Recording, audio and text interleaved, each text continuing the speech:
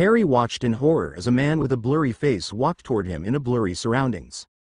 He tried to stand up and run away, but for some reason, his hands didn't move. No matter how much he flailed his arms around, they just wouldn't listen to him. Same for his legs, which were like jelly at the moment. Vague silhouettes of what looked like humans watched him from the side, standing in places that looked vaguer than them. Was it a hallway of a palace? Or the streets outside of the tower? Or was this inside his own room? Perry couldn't tell. The man with the blurry face walked closer and closer until he was nearly on top of Perry. Perry was going to die now, he was sure of it. Suddenly, a woman appeared in front of him. The familiar back of the woman with her long auburn hair made him feel a sense of security as soon as she arrived. Now that she was here, Perry had nothing to worry about. "He's trying to kill me, master. Protect me," he tried to say out loud, but his voice wouldn't reach her at all. Perry didn't know why. He wondered if he should shout once again to let the newly arrived woman know about what was happening. However, just as he thought that, the woman disappeared into a hazy mist of multicolored light before fully going away. Now that she was gone, the man was getting closer and closer to him. Even right in front of him, Perry couldn't see this man's face at all. He knew who this was. This was his enemy, the man who he had tried to kill so many years ago, and the man who had vowed to kill him since then. It had been so long that Perry couldn't even remember his face anymore. He could see many faces flash through his enemy's face, but none matched at all. Then, the man took out a gun from his pocket and pointed it at Perry. Just before he shot Perry, his face settled to look like a single person he recognized. Bang! Perry woke up in his bed, drenched in his own sweat. His breathing was rough and his heartbeat was both fast and heavy. The sensation of death in his dream, no, nightmare, lingered even as he was out of it now. How many days had it been since he saw this nightmare? He had been plagued with the thought that his enemy would come to kill him anytime ever since he had realized that his master was dead. Since his master had died, he hadn't gotten any information regarding his enemy, and since then his paranoia that he could be anywhere and everywhere had kicked in. Every night of his was filled with anxiety and paranoia if he stayed awake, and a nightmare if he slept. Perry drank the glass of water next to his bed and tried to calm himself, but the fear in his heart couldn't be taken away with mere water. So, he opened the drawer and pulled out one of the many vials inside them. His hands shook in a hurry as he pulled the stopper out of the vial and drank the potion inside of it in quick succession. Within minutes of drinking the potion, his fear and anxiety completely disappeared, and his heartbeat started to slow down as well. Finally, he could breathe a sigh of relief. "Damn it. I can't keep living like this," he thought to himself. "I need to do something." With his anxiety and fear gone, fatigue was starting to take over him again. He lay back on his bed and tried to sleep. Even as sleep took over him, he remembered the face of the man who had killed him in his dream. Terran Forn. Ning walked out of old woman Gani's hope with her and Helena. Gani looked back at her home and sighed. This was going to be the last time she was going to see this home, at least like this. In the past year, Ning had managed to learn about potions to the point that it had shocked the old woman. In addition to that, he had helped the old woman by selling a lot of the potions that had been requested of her, while not taking a single penny back. Also, he had helped her increase the price of the potions. Despite getting the ingredients from elsewhere, the knowledge itself was very much priceless for her to not sell it for more. As such, in just a year, Ning had helped the old woman earn enough money to finally be able to afford the renovations of the house. "Don't worry," Ning said from the side as he saw her melancholic face. "It's just a few months, half a year before you can return back to the new house that will be erected here." "I know," the old woman said, "but I still feel very bad about leaving this house just like that. Also, the place you are taking use better be nice, I tell you, young man. But not so much that I feel like I don't belong there." Ning chuckled. "Don't worry, Mrs. Gani. The place is completely empty at the moment and you can redesign it however you want to," Ning said. "What about our stuff, teacher?" Helena asked from the side. "Don't worry," Ning said. "I have it with me in my storage." Ning patted his chest as if pointing to a certain area in his chest where he was keeping the storage necklace. "Good," the old woman cried out. "Aside from that, I also hope that I will get to continue practicing my potion skills. Just because you are better than me, doesn't mean I'm going to sit back and let you be," she said. "Of course," Ning said. "I wouldn't want you to get too far behind." Then, Ning's face turned a little mischievous as he said, "Also, There is something new about potion making that I recently discovered that I'm sure you would love to find out as well." After entering the building that Ning had bought, the old woman Gani made a shocked gasp. "You bought such a great building with your own money?" The old woman was truly surprised. The pristine white walls and ceiling, the spotless paint. It had a solid floor made out of concrete, rather than wood like her old house. The old woman wasn't expecting the house to be so good. "Yes, I rented the first 2 floors and the underground for myself," Ning said. Ning showed the old woman around the first floor where she would be staying. There were multiple rooms in there and all of them were practically empty aside from some simple equipment. "I will put your items in the living room. You can later decide where you want to keep them," Ning said. "Hurry, hurry, I want to see how the kitchen is. If it is not fit for making potions, I will go find a different place to live in," the old woman said. Ning chuckled and put all of her items from the old house in that room before walking back to show her the kitchen. When the old woman entered and saw the massive kitchen, she was happy. But, once she saw the small, congested stovetop with only 2 stoves, she frowned. "That's it? I thought big houses had more stoves in them," the old woman said. "I can't make potions with these small stoves." "Don't worry about that, Mrs. Gani. The place to make potion is separate from this one," Ning said and brought the 2 along to a staircase. As soon as they walked up the stairs, the old woman saw an open space, with no rooms at all. However, this place was not empty at all. The old woman walked forward and saw a row of desks on the left side of the open floor, which when she paid a closer look were actually stoves. She couldn't help but show a shocked expression when she saw nearly 20 stoves lined up in about 4 different rows. And every single one of the stoves had a glass beaker on top of it with different colored liquids in each of them. "Are those all potions?" the old woman asked in shock. "No, they aren't," Ning said and walked forward. The old woman followed him and she could only then see the right side of the room that had the wall full of shelves from start to end. Each of these shelves in giant containers filled with liquid of hundreds of types. There were about 10 shelves in total, each shelf holding somewhere around 40 to 50 giant containers with liquid. "What is this?" the old woman asked. "I will tell you after you look in here," Ning said and pointed towards a door to the side of the shelves that the old woman hadn't noticed before. "So it isn't an open floor?" she asked. "It mostly is, but there is also a separate room there for whatever I may need, and there is a bathroom on that side." Ning pointed to the other side of the floor to a door there. "What's inside?"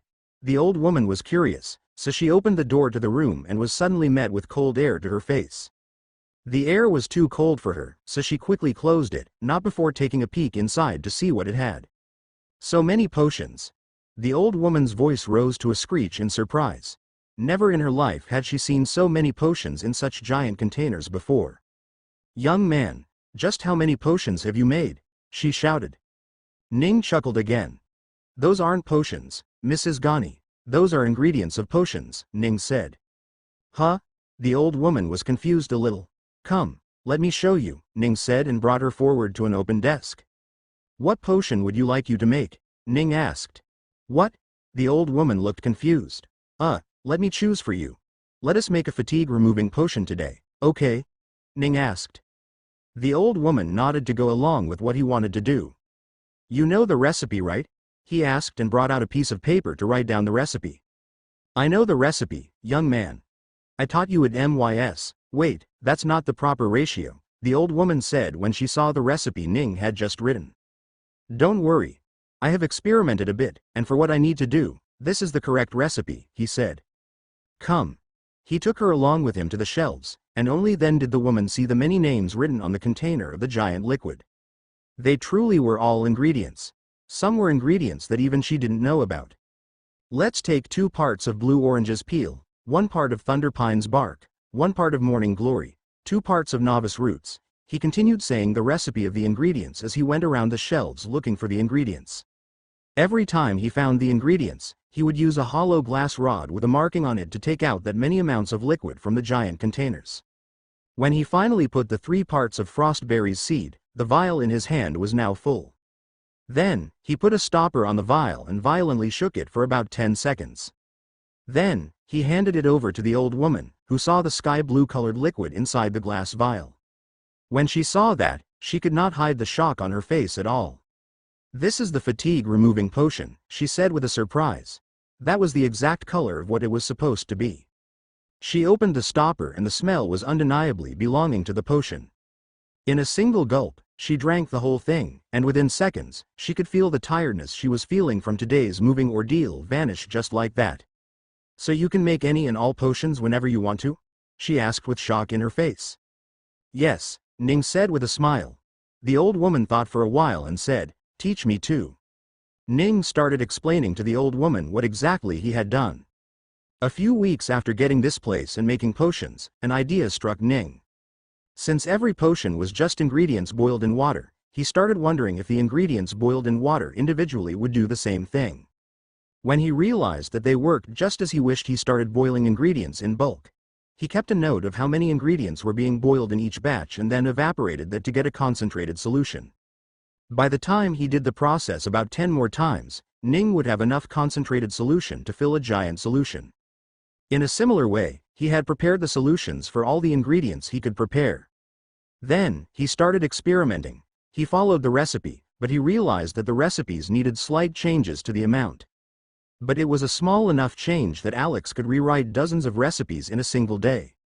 Then, he had finally managed to make a potion with his new prepared solutions.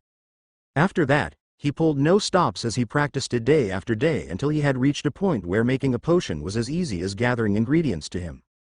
The old woman took in the explanation he told her about the potion-making process, and said, "That is actually quite genius. Isn't it? I'm quite proud of myself for finding this method," Ning said. He really was. Usually, he would only learn things after System had taught him about them. But this time, he had come up with this technique in his own free time. "I will try my hand at something too," she said. "Please go ahead," Ning told her, letting her do what she wanted to. He handed her a small notebook with the recipes written on it. She nodded and got to it.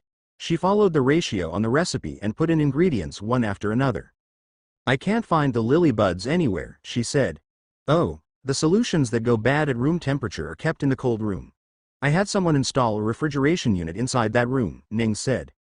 The old woman reluctantly went into the room with a similar number of ingredients and walked back out. When she was out, she was done. She quickly shook it together just like Ning and checked it. The pinkish color of the liquid was exactly what she had been looking for. "This one is a success as well," she said. "Great," Ning said. "Very soon, I should be able to gain permission to sell potions to the masses as well. Until then, you should keep practicing." "Yes, I will make some more potions," the old woman said with eyes that burned with a new light that she could swear she had lost years ago. "Grandma, let's fix our place first, please. I'm tired," Helena said from the side. Right. Let's go do that," the old woman dejectedly said. "Don't worry, Mrs. Ghani. This floor is open to you, and you may come here whenever you want. Let me give you the key," Ning said and gave her a key to this floor as well. "All right. I will need to return now. Please settle down properly," Ning said, and with a bow, he left. Ning returned back to the tower and went back to his training. When he entered the training hall, he saw a big, buffed-up woman in dark skin training with a smaller, less buffed-up version of her. "Oh, when did Captain come out?" Ning asked when he saw Marasi fighting with Mercy. "A few hours ago," Alekor said from the side. Ning turned around to see the weak Alekor and the panting Silvers on the ground. "What happened to you two?" Ning asked curiously. However, he soon realized he shouldn't have asked given who was in the room right now. Even without Alekor pointing his fingers toward the two fighting ladies, Ning knew what was going on. Just as he turned around back to the girls, Mercy lost to a Marasi who appeared in her blind spot and sent her flying through the air. Phew! Marasi made an exaggerated gesture to show that she had worked hard, and the smile on her face showed how much she just loved fighting. "Alekor, oh, you're back." Marasi's smile just brightened like the sun coming out from behind the clouds. Ning didn't like that at all. "Haha, come, let's fight," she said, preparing herself for the upcoming fight. Ning sighed. He wanted to refuse, but this was his training period, so he was going to fight no matter what. So, he walked onto the fighting area. "It's good to see that you are out, Captain," he said. "Yeah, it's good to be out. I feel like I've grown rusty in the last year I've been sleeping," she said. Ning smiled. "Let me help you limber up then," he said. "I hope you've gotten stronger while I've been away," Marasi returned the smile. Even as the three of the others watched from the side, both Ning and Marasi vanished. They didn't go invisible, and nor did they teleport. They simply moved at such speed that none of the three could follow them with their eyes. A second later, both of them appeared at a distance from where they started, with both of them clutching each other's hands, trying to push back each other. Marasi suddenly stopped pushing and instead pulled, while at the same time kicking at his stomach. Ning jumped up at the same time, dodging the kick, and front flipped over Marasi while still holding her hands in his own. Once he landed, he pulled Marasi's hands and sent her flying towards the wall in the distance. Marasi landed with a bang that threatened to destroy the wall itself. Marasi dropped from the crater on the wall and looked at Ning in shock. She couldn't believe just how strong he had gotten in the time she was gone. Her eyes narrowed a little in suspicion, and then, a smile rose on her face. This was going to be an amazing fight. Congratulations, Marasi said with a brilliant smile on her face. Air spun around her, drifting her hair in the wind as she prepared for a full-on attack. Ning's eyes narrowed a bit as he realized that she had realized. Thank you, he said, returning a smile to her. Alekor noticed this interaction between them and didn't hesitate for a second to send out his ether to strengthen the walls and ceiling of this place. At the same time, Marasi and Ning moved. They clashed at the center, their hands and legs stopping the others from attacking. With a thought, Marasi created a gravity pull to her side, the target of which was Ning. Ning kicked her and backed away before the gravity could work on him. At the same time, he created a spear out of nowhere and sent it flying at Marasi.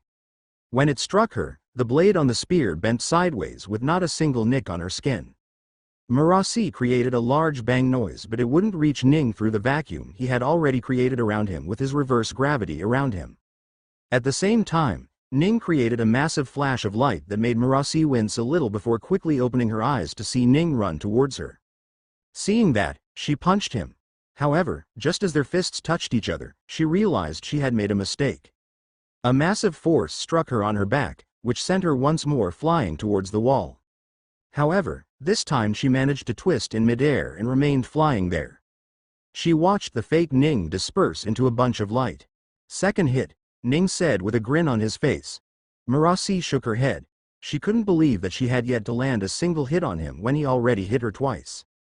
You've hidden your invoking skills quite well, she said. More like I haven't needed to use my invoking skills for training until now, Ning said. Mercy's eyes were wide on the side. She had lost to him every single time they fought, and it turned out he wasn't even giving it his all. Alekor simply sighed with nothing to say. Silver's mouth was so wide that he could probably not say anything even if he wanted to. I will get serious then, Marasi said. Okay, Ning said and got ready. Suddenly, metallic armor appeared on parts of her body only in certain locations like the chest, back, shoulders, wrists, etc. Any location that would hamper movement had nothing blocking it at all. Ning remembered it as what she had done during their battle the first time 3 years ago, but this time, she would have the power of a supreme behind those movements and attacks. Plus, attacking her nerve ends wouldn't work this time at all. Ning needed to seriously fight this time around. Marasi came running towards him. At the same time, there was something forming on her hands that Ning couldn't make out immediately. Suddenly, she swung her hand. A long whip came out of nowhere and targeted his left side. Ning put his left hand up to stop. Despite his reverse gravity protection, if the whip was too fast, it could hit him. As expected, the whip did get close to his body and wrapped around his hands. As the force behind the whip ended, it started to unravel back thanks to the reverse gravity. But at the same time, a massive jolt of electricity passed through his body, nearly crippling him for a few seconds. If not for the whip letting go a split second after the electricity came, he would have suffered far more damage.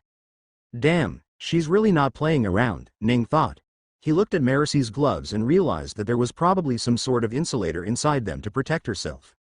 Lightning crackled on her metal whip as she slammed it at Ning once again. However, even as it came closer, a small gravity pull appeared near the wall that directly targeted the tip of the whip. In the split second it took for the whip to go out of its way, Ning dashed towards Marasi. There was nothing he could do to her using enchantment that wouldn't seriously harm her to the point where she would either be crippled or end up dead. So, Ning decided to take the easier, more straightforward route and dashed toward her with all of his might. Marasi tried to use some more forces on him, but none worked. So, she let go of her whip and went into battle with her body as well. Each hit sounded like a thunderclap. The ground shook when their punches connected, and the whole tower threatened to tremble when their kicks landed. If not for Alekor enforcing the walls, he was sure most of the structure would have taken damage by now. So, as the two of them fought with great noises, no one in the room realized that there were some words being spoken on a loudspeaker outside. The fight went on for a few minutes and neither Ning nor Marasi seemed to be winning. Suddenly, the door opened to the training room and a bunch of people entered, wearing white and purple. Ning saw them enter and stopped fighting. When Marasi saw that he had stopped, she was about to go in for an attack. But when she realized he was distracted, she too stopped and looked to where he was looking at.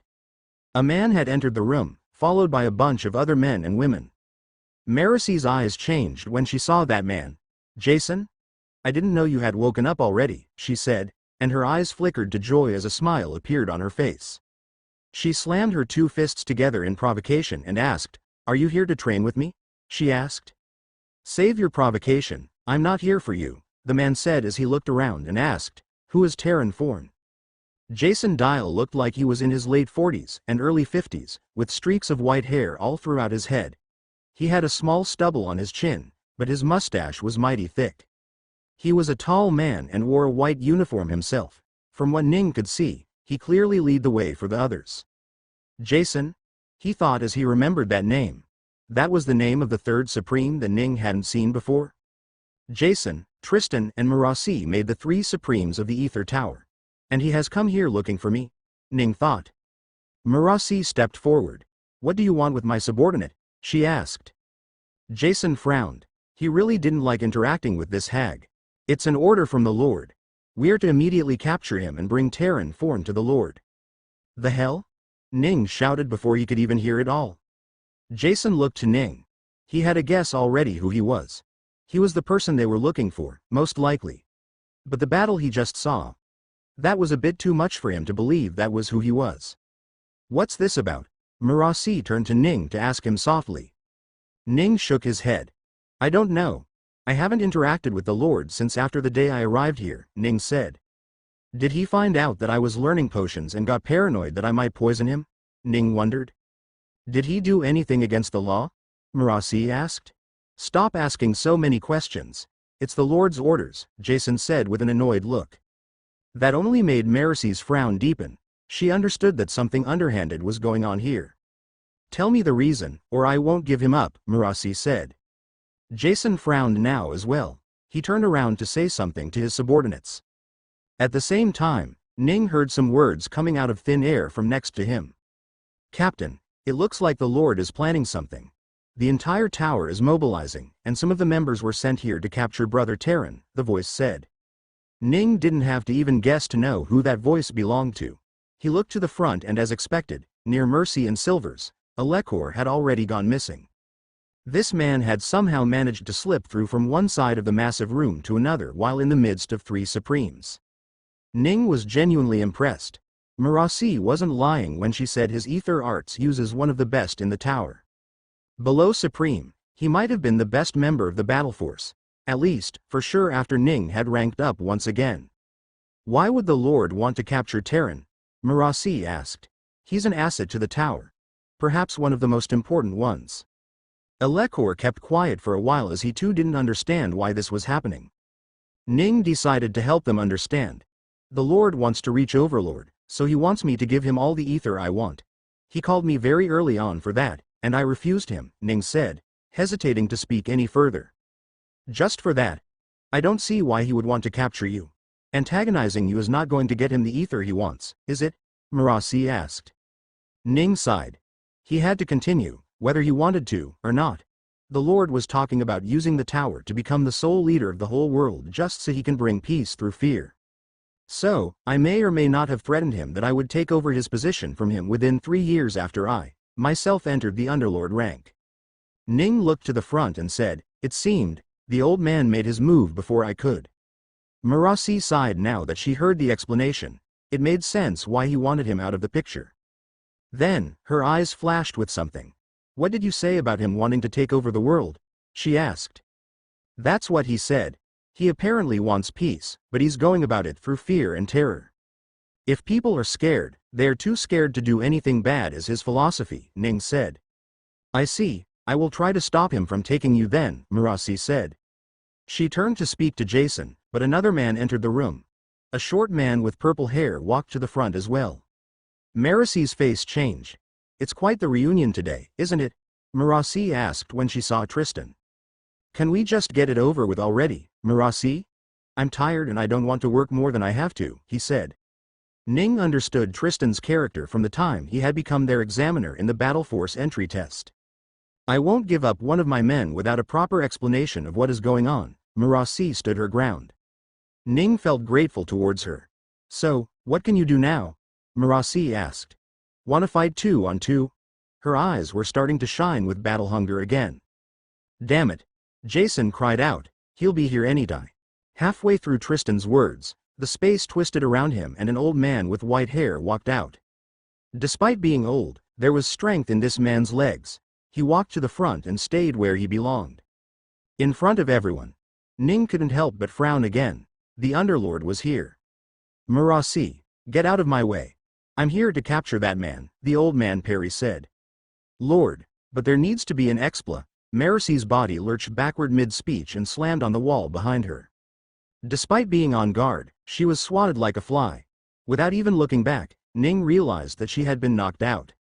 Alekor appeared next to her as well, his invisible veil disappearing as he grabbed his arm. Being behind Murasi, he had taken some damage inadvertently.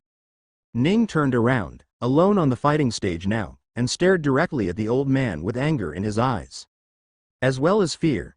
Ning looked at the crowd in front of him. Dozens of Ether Kings and Ether Emperors, quite a few Ether Saints, 2 Ether Supreme, and finally, an Ether Underlord. There was no way he could fight here and win without revealing his system. Perry Thatcher stood in front of them all, with not a single shiver in him. Ning wondered if the sleeping potions he had ordered so much had helped him somewhat. Old man, you should know that I won't give you any information on where to obtain the Alpurite, especially not now that I see what you are doing, he said. I do not care about that anymore. I let you stay here, hoping you would change your mind, but I see that you are as stubborn as ever. So, I decided to stop playing games with you. You can shut your mouth or say what you want. No matter what, I am getting my information today, the old man said. Ning was one step away from simply teleporting away, but should he show his system now? Just as he thought that, the old man brought out a vial. Ning's heart sped up as trauma he didn't think he had flared and he unconsciously started opening a portal to someplace else. The old man saw that and used his ether immediately and distorted Ning's portal to the point that it collapsed. Ning looked back in fear. But the fear subsided when he actually saw the vial of potion clearly. The liquid inside was slightly purple in color. This was not the poison Ning had been expecting. Instead, he recognized the liquid for something he had made himself. A truth potion. Ning's lips twist up in a smirk filled with disdain. With this truth potion, I will get the information out of you easily, the old man said. Ning kept his smirk on him, but internally he started frowning. He had his solutions all around the world, ready for him to drink and advance to Underlord as well. But he had been waiting for his body to heal, so he could become an Underlord in that body. If he wasted that amount of ether, it would take him a long while to gather some more. Still, Ning was sure he would rather beat this old man and wait, than let him do what he wanted to. The old man's pressure was already on him, stopping him from moving even the little bit. Yes, time to go, Ning thought and teleported. However, when he reappeared, he was still in the same location. Ning looked confused. What's going on? Why can I not teleport? He asked his system. The crowd in front of him also looked at him with slight confusion. The old man's face changed when he saw Ning flicker for a split section, like his body went invisible for a split second. But that couldn't be right. If he could go invisible, he would go invisible for much longer, wouldn't he? What? Ning asked, and looked at the crowd in front of him. None of those were responsible for sure. Suddenly, he felt his hair lift slightly as if it was being pulled towards somewhere behind him. From what he could see, space was twisting for a moment. Then, it spat out a woman. The woman was tall and beautiful. Her oval face of fair complexion had not a blemish on it. Her dark auburn hair fluttered in the wind, as her dark purple eyes stared at the entire crowd. The moment she appeared, the crowd felt a great attraction towards her, as if she were someone to be loved, but not as a woman, but a goddess. Most of the men and women couldn't stop themselves from getting on their knees and bowing towards her. Even Tristan and Jason were looking at her with awe, but they had lived long enough to keep their wits to themselves, somewhat. The old man, however, couldn't keep his wits to himself at all. His eyes were wide open, with his lower jaw dangling beneath him. He tried to speak, but the best he could do was quiver his lips. "Let us leave," she said to Ning and placed her hands on his shoulder. Seeing this, the old man finally found his voice and shouted towards them. "Master!" The entire crowd looked at the old man in shock. In response, Alexis simply turned towards him and shook her head in disappointment. Then, along with Ning, she disappeared. "No! Don't leave me!" the old man shouted, running forward to grab them, but Alexis was already gone. "No! Why do you keep leaving me?" he shouted. His body was starting to shiver once more as he realized that his master had likely abandoned him. But why? I'm doing what you told me to. I'm trying to bring back the peace in this world," he shouted, but there was no response at all. The crowd started leaving under the order of Tristan and Jason, who chose to stay behind with their lord. "Lord, what is your order?" Jason asked. The old man was still on the ground, kneeling with tears in his eyes. I don't know," he said. Why did she abandon me?" "Lord, get yourself together. Who the hell was that woman anyway?" they shouted. The old man didn't give any thoughts to what they were saying. All he could think about was that his master, who he thought had died until now, was actually alive and was even aiding the person who was his newest enemy. When he thought about that, his heart grew cold and anger flared in his heart. "I did this all for you, but you didn't want it, right?" he said softly. "Fine, then I will do this for me now." He suddenly stood up and turned around. "Start the operation. By tomorrow morning, I need to know that the entire world is under my rule," the old man ordered. Without even thinking about what he had just said, the two supremes nodded and saluted. They would do what their lord asked of them without hesitation. Ning reappeared in the ether forest with Alexis's hand still on his shoulder. He walked away from her and gathered his situation. When he realized he was safe, he turned around towards Alexis. Her eyes drooped to the side and there was a hint of hesitation in her eyes. Even as the question built up in Ning's heart, she already knew what he was going to ask.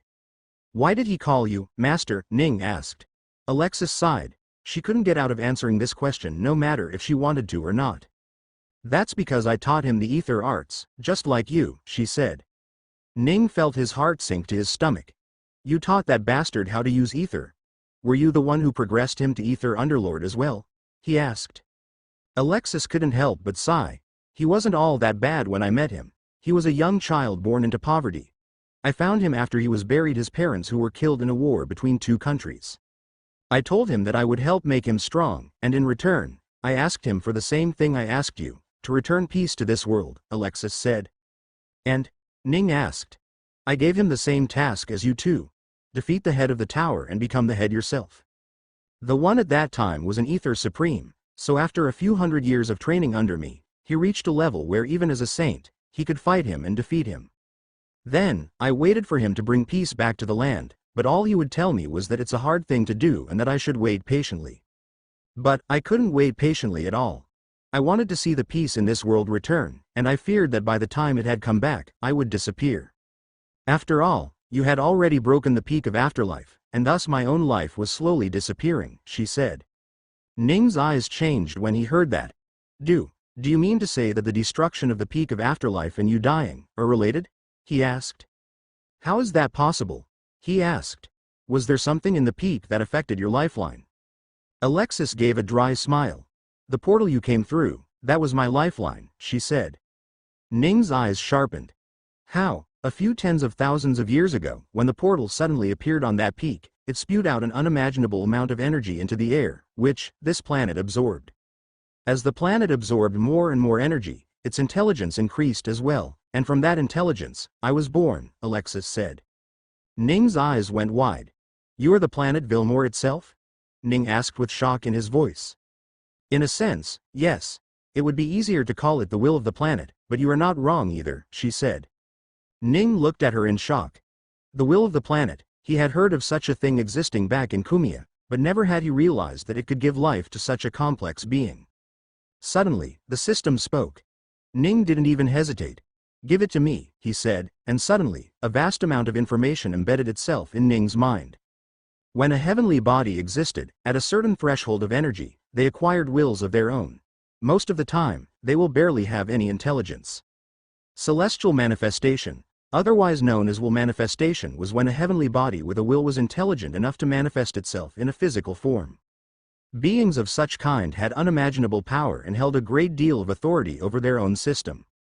For a celestial manifestation to happen, 3 things needed to happen. First, the celestial body needed to have an origin in themselves, somewhere to continuously supply them with energy. Second, there needed to be a vast amount of soul nearby for the will to even realize it could turn into something else.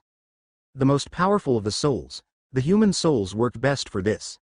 Since the wills were influenced by the souls, most celestial bodies couldn't manifest their wills themselves even if they met the other criteria, as their will wouldn't know what to manifest themselves as without any influence. Finally, there needed to be enough energy above a certain threshold in proportion to the body for the will to even be intelligent enough. This was one of the reasons why planets could almost never manifest wills at all, since they would never have enough energy for their intelligence to grow. Manifested wills usually. Ning tried to read more, but there seemed to be information missing from his mind. "There's more, right?" Ning asked. Ning ignored the system for now and thought about what he had just learned. The first point, having origin. Almost all planets should have this. At least, the ones with special energies in them. Since Vilmore had it, it passed that point. For the second point, there needed to be souls around for the will to be influenced. Seeing how Alexis was humanity in its perfect form, it was easy to say that she had indeed been influenced. Finally, the third point. The planet should have some level of energy in them compared to the planet itself. Vilmore was quite small in size, and Ning wasn't sure what the threshold was. However, he had just learned one bit of information from Alexis herself. When the portal started spewing out energies to the planet, she started getting intelligent. Meaning, Alexis had accidentally got intelligence that she would have likely not received had the planet never acquired enough energy from the massive Kumia. So it was because of Kumia that Alexis was even alive. But now I've destroyed the source of this supply of energy when I destroyed the peak. This means, the planet is returning to the time when it was below the threshold, and as such, her manifested will cease to exist, he thought. Ning's eyes went wide as he saw Alexis nod in agreement. "So I really am responsible for you dying?" "Yes," Alexis said with her eyes closed. She breathed in and sighed. There was no way for her to stop it at all. "System, can I help her in any way?" Ning asked, but the system had already answered this question nearly 3 years ago. "It's fine," Alexis said. "I have come to terms with my death. I only wish to see the world at peace, or at least heading towards that path now." Ning remembered her face that time in the origin when she mentioned that he was the one who was killing her. "Do you hate me for what I did?" Ning asked. Alexis's face changed. Her eyes shifted elsewhere, unable to look at Ning. Ning kept staring at her, trying to read her face. In the end, Alexis breathed out and answered, "Yes. Yes, I did. I still do. But I'm trying to look aside from this hatred I feel and toward what you can do. The good you can bring to this world. If it's of any worth, I'm sorry," Ning said. Alexis immediately hesitated, her entire body squirming with cringe from something she remembered. Ning caught that too. "What's wrong?" he asked. She couldn't bring herself to say it at all. "What's going on? Are you all right?" he asked. Alexis took a deep breath once again and said, "I'm sorry too." Ning narrowed his eyes in suspicion. "Why are you sorry? Just because you hate me?" he asked. Alexis looked to the side, not daring to meet his eyes, and spoke. "I might have done some things to work against you." "Work against me? When?" Ning asked. In the 3 years they had been working together, in the 2 years Alexis taught him the significant ways to use ether arts. Not a single time had Ning felt someone working against him. Everything had gone smoothly as far as he couldn't understand. The training went well, his time in the Freeland was without much trouble, and she even helped him learn about Alpurite itself. So what could she be possibly talking about? As he questioned himself, a thought emerged in his mind. What if it was before we met? He thought. As he did, a few inconsistencies showed up in the things that happened in his past. Things that had bothered Ning a little, but not enough to give much thought to it. Now that he learned that Alexis had worked against him, he could see things falling into places where there were gaps in his understanding. The first thing Ning had always wondered was how did Perry ever find his room in the Odrain Empire? He had directly teleported into the room, something that was impossible unless you had been to that place before. The next thing that was confusing was why did Perry have a potion with him that poisoned his body in such a way that his infinite regeneration would work against him? Ning had brought up the topic of poisons and the old woman had said that poisons weren't a recipe her family pursued as much as they did the others. One of the strongest poisons she knew what something she had simply thought of one day. What if the old woman hadn't? And instead, the idea was planted by someone else. Then, after Ning was poisoned, when he tried to cure himself, coincidentally, one of the ingredients for his cure was missing. Hundreds of thousands of square kilometers of forest, and there was not a single flower there. That was suspicious, but Ning hadn't given much thought to it, but now, that gap was filling itself. Finally, as if to help him, Alexis appeared out of nowhere, making him work under her with the lure of origin. Was that all, her doing? He looked at her, and her eyes looked back in fear and panic. I'm sorry, I really am.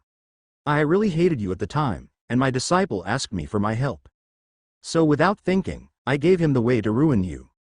However, when I saw that you were a good person, and actually wanted to help this world, I sought out you, but by that time, everything was already over, she said. I wanted to fix you, but if I did, I would have disappeared then and there. My energy was already dwindling by that time. So, all I could do was make a deal with you to get you to work for me to bring peace to the world, she said. Ning's eyes had at some point started burning with rage. He had never expected the entire planet to hold grudge against him and work to ruin him.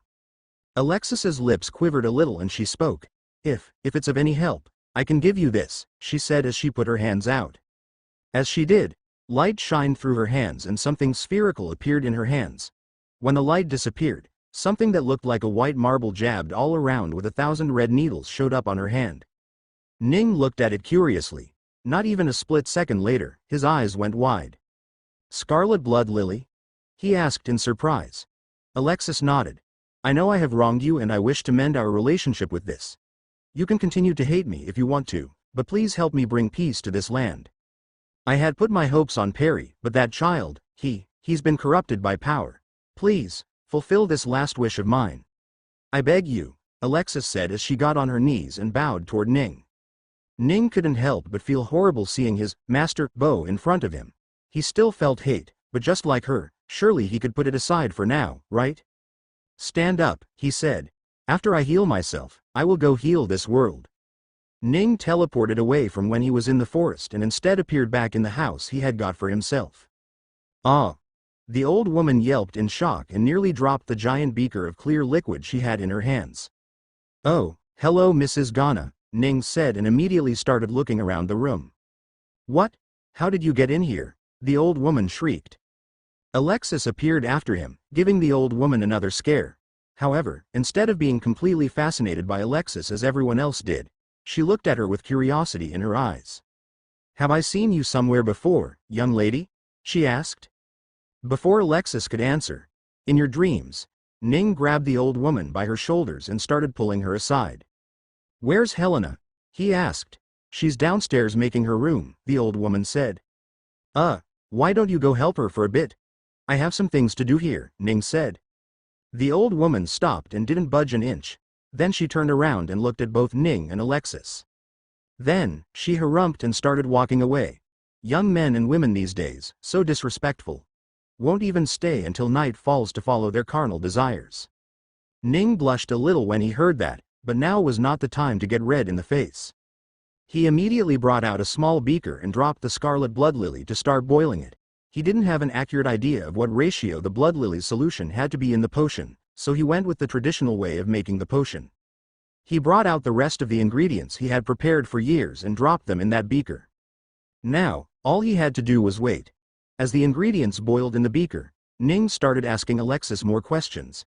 Since she was more all-knowing about the world, and unlike the system, she didn't seem to cost anything, Ning asked as much as he wanted to. What happened to Marasi? He asked. She's been taken away, Alexis said. She defied what is happening, so she's being kept prisoner for now. Ning's eyes narrowed. Can they even keep her imprisoned? How? He asked. For now, she's unconscious, Alexis said. But, they have her sister hostage to keep her from acting against them. Damn it, Ning thought.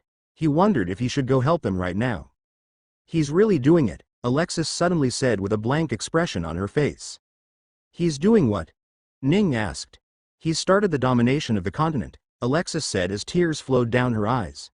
This is all my fault. I should have done something the moment he strayed from the path of good, but I thought he would change.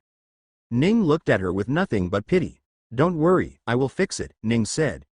He still hated what she did to him, but that didn't stop him from feeling bad for her. What exactly is he doing though? Ning asked. He's sent members of the tower from all around the world to bring down any monarchs or government in their country, she said. What? Ning shouted. He's attacking them. She quickly shook her head. He won't attack them. Not yet. It's still in the discussion phase, but I'm sure the monarchs and nobles won't stand for this. They will surely refuse, and then the tower will have full authority to attack back, she said. Is there no one in the tower that is fighting back against this? Ning asked. He couldn't believe that everyone was going through with this. Some are, Alexis said. But they are weak folks. The president and vice presidents of all the different towers are following through with this, and with the majority of the saints and supremes following the orders as well, most weaker people are forced to do this. Also, there seems to be some punishment for not following orders, so most of them are scared, Alexis said. Ning looked back at the boiling ingredients. He wanted it to boil faster, but it didn't. At the same time, his thoughts raced within his mind. What do I do? He thought. Should he just kill the Lord? Would that bring peace? Certainly not. If the tower found out their Lord had been assassinated, he could only imagine the chaos it would bring to the world. What if that added to the war that was already about to start? No, Ning couldn't kill the old man. He needed to win against him in a duel between the two. Only then could he take over the tower, and order it all to stop. However, could he win against the old man in a duel? Not as he currently was. He needed to reach Underlord for that to happen. However, the amount of ether he had to consume for him to reach Underlord was way too massive. It would take him at least half a day to consume all that for sure. He needed help. Marasi would certainly help him. He was sure of that. Other than that, he needed someone who could stop the Lord while he was away to cultivate to the Underlord rank. An idea came to him at that time. An hour later, the clear pink liquid in the beaker simmered until it was thick and viscous. Ning poured it down into a small glass jug and prepared himself. With a thought, his real body popped out of his storage space. His body squirmed as flesh was devoured by the toxin, creating more toxins to eat his body. At the same time, everywhere the toxin ate his body, the body reformed, only to be eaten by the toxin again. Ning opened his real body's mouth and poured the potion into it. However, that body wouldn't drink the potion on its own. So, Ning switched his body to deconstructing one and drank the whole potion in a single gulp.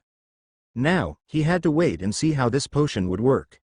As Ning took over his original body, he could only feel the heat in his body falling to pieces. Since his main body felt no pain, the heat and the crumbling feeling was the only thing that told him that his body was still under the effect of the toxin. He ignored every other feeling and focused entirely on the hot liquid in his throat that was burning him even now. The potion was quite viscous, considering how concentrated it was, and it refused to go down to his stomach fast. So, Ning had to use his ether to force the potion down. There were cracks in the esophagus, but they were easily overcome with his control. As the potion traveled through his food pipe, all the toxin in its path was immediately cleared away, leaving a healthy pipe behind. When it finally did reach the stomach, the potion instantly dissolved amongst the toxin, blood, and stomach juices and healed everything around it. Then, the potion made its way through the bloodstream. Everywhere it went, his body healed. His heart, his lungs, his organs, his muscles, bones, everything healed. For 2 full minutes, Ning lay down on the floor with nothing else to do but wait. Once the wait was over, his body was healed. He stood up slowly. Somehow through the sheer destruction of his body, his clothes had survived. Not that Alexis would mind seeing him naked. She very much likely saw everyone in the world naked. From what he knew, her eye was everywhere. Ning tried walking around, getting a feel of his own body. As expected, it was all healed. Even the system confirmed it. He then looked at the other body that lay next to him, the 4th Supreme of the tower, Terran Forn. Ning didn't need this person anymore. He placed his palm on the body's stomach and asked the system, absorb all the ether in him. Similar to how Rachel's skill worked, only stronger, Ning's hands started absorbing all the ether in his other body. As a tumultuous amount of ether started pouring in him, Ning quickly opened his automatic ether absorption technique to properly place the incoming ether into his sea of ether. Even then, the speed at which he took from his other body was too quick for his main body to convert it into his own ether. So, he also had to use his normal absorption technique, which was still miles better than everyone in this world. Once that started working, it became easy. Ning stood there for nearly half an hour as Ether Supreme's entire reserve of ether flowed into him. Finally, once all of the ether in that body was stolen, Ning stood up with new vigor. He had reached Ether Supreme in his main body as well.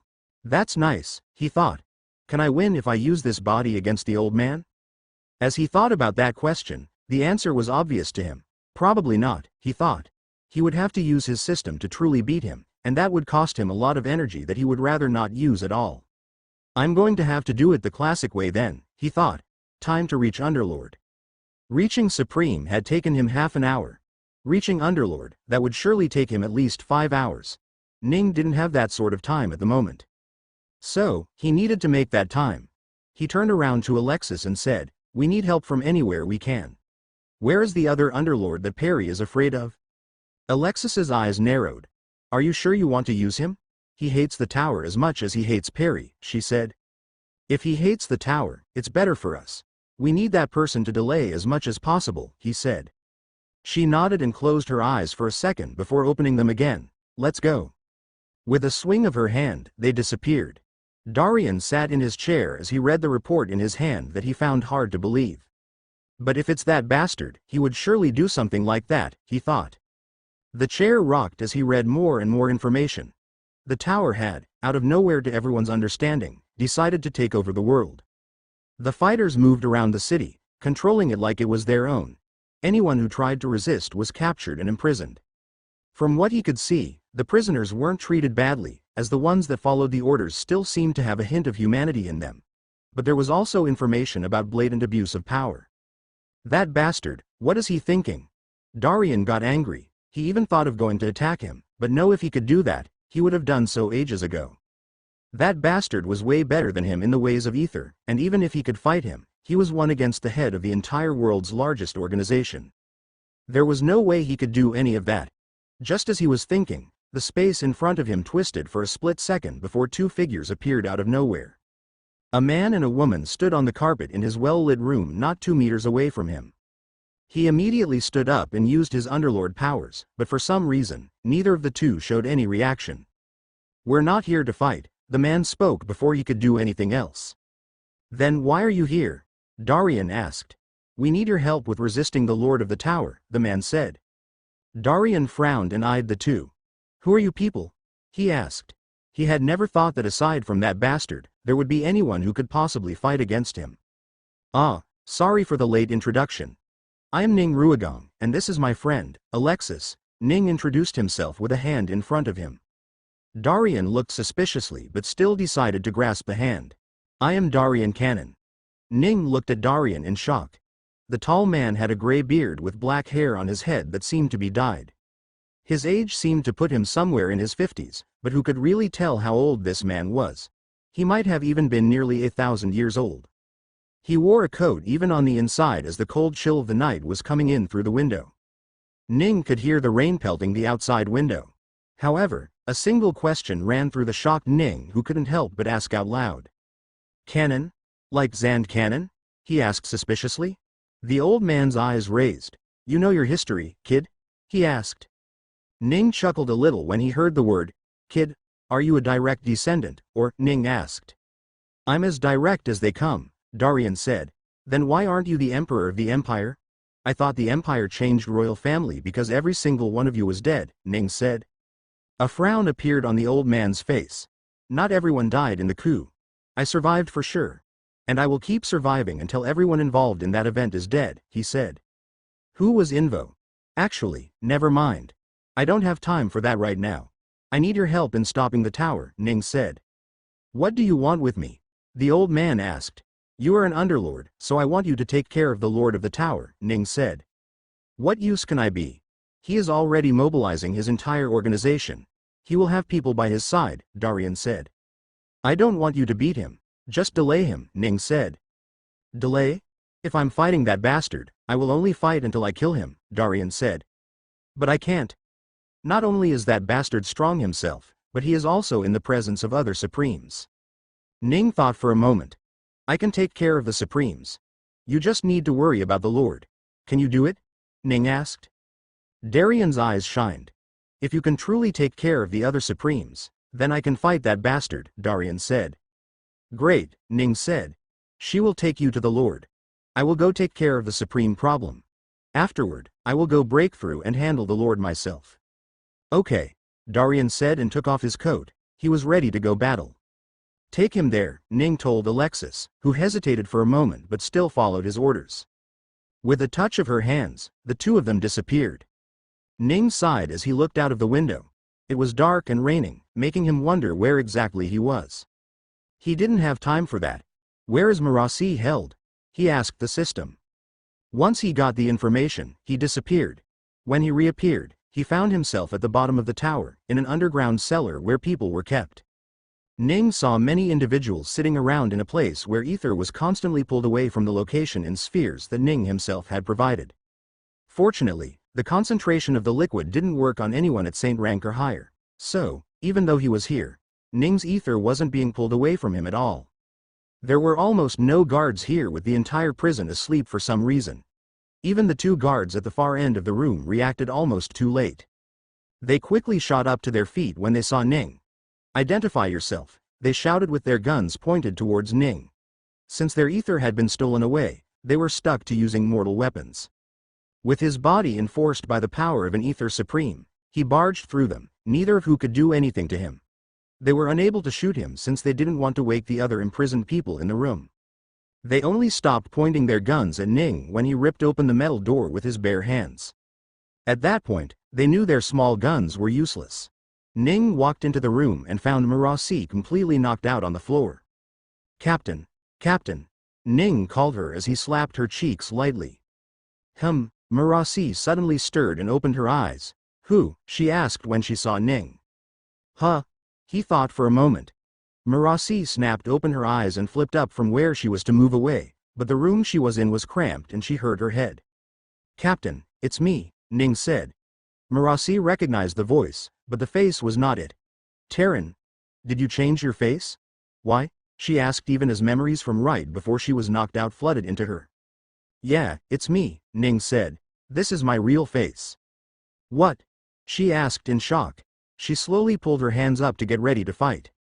We don't have the time for this.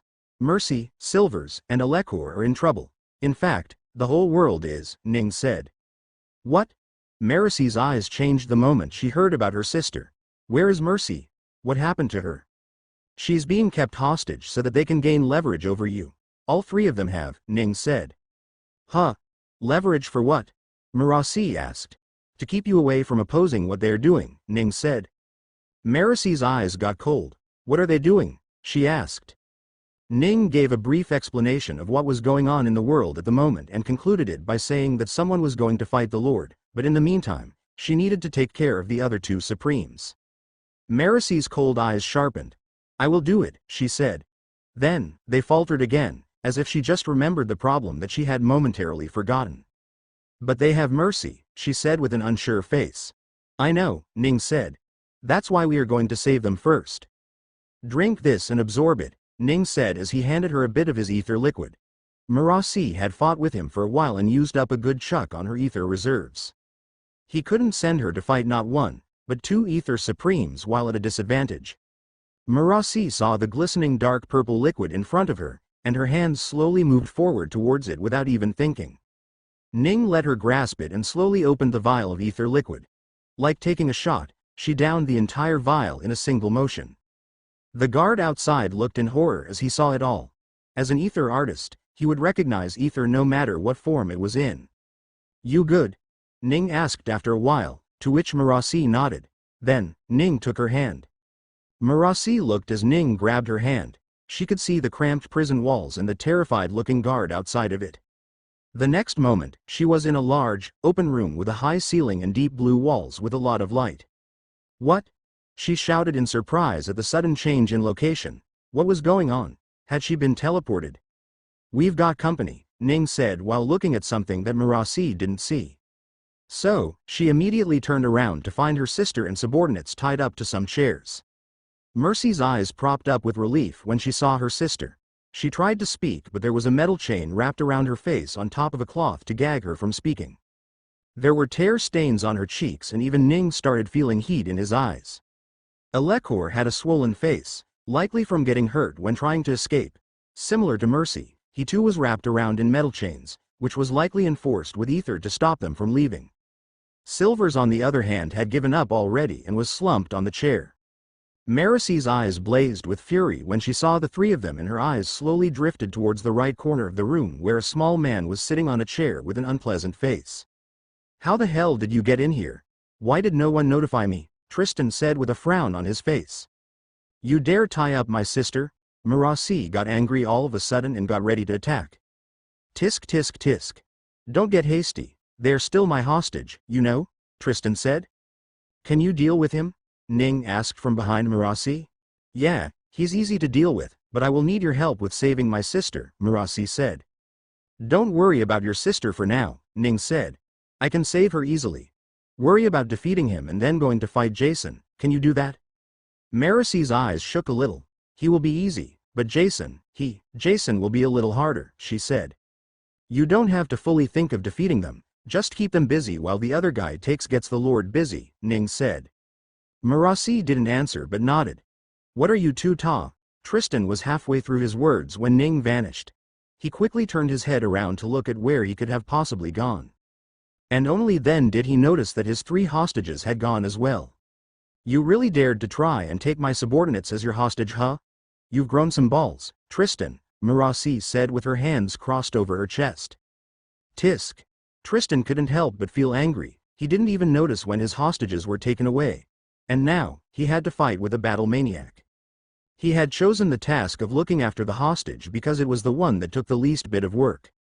All he had to do was threaten Murasi into following the Lord's orders with the threat of her sister and subordinates, but even before that could come into play, they were gone. Maricy's eyes shined with a glimmer of excitement, as well as hatred. "How the hell did I end up in this situation?" In a dash, Murasi shot off from where she stood, leaving cracks on the floor where she stood. This was not one of the training grounds that were specially reinforced to sustain heavy fights. This was just a normal floor. As he thought that, Tristan enforced himself, bracing for an attack. At the same time, he noticed some sort of gravity manipulation happening behind him. He wanted to close it, but the juggernaut in front of him wouldn't let him. When Murasi struck Tristan, he felt the force of a mountain slam onto him. He tried to stand his ground, but the ground was too weak for him. It easily got crushed beneath him and he was pushed back towards the gravity well behind him. He was worried about something happening. However, when he did touch the gravity well, he realized that it was a portal that sent him elsewhere. When he came out of the portal, he could see nothing but a bright sun in a clear sky and trees beneath him. Tristan looked around, but he didn't recognize the place at all. "Where are we?" he asked out loud. Maricy's grin widened. "A place where we can fight our content." "You crazy bitch!" Tristan cried out and created a massive spear in his hand. With the force of an enforced supreme body, she sent the spear flying at Murasi. The spear went straight for her head. She could even feel gravity attracting her head toward the spear tip.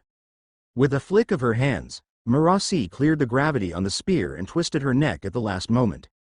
At the same time, she reached out the spear and grabbed it by the shaft as it flew next to her. She hefted the spear in her hands and looked at the sharp spearhead as well as the excellently durable spear body.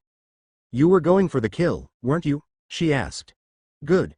Makes me feel better now that I will get to kill you." "What is the meaning of this?" Kane Xanders loudly shouted at the people in front of him. Gillian Xanders, his second son and the crown prince of the Xandria Empire, stood next to him with anger in his eyes. They were currently in the palace hall and the group of people in front of them had barged in without announcement as if they owned the place. The one leading this group was Marilyn Champers, the president of the main tower of Xandria. Along with her were the vice president and a few other high-ranking members of the tower of the capital. "I'm sorry for coming here this late in the night, Your Majesty. I hope you understand that this was not my choice. It was simply an order that I am following," she said. "What order?"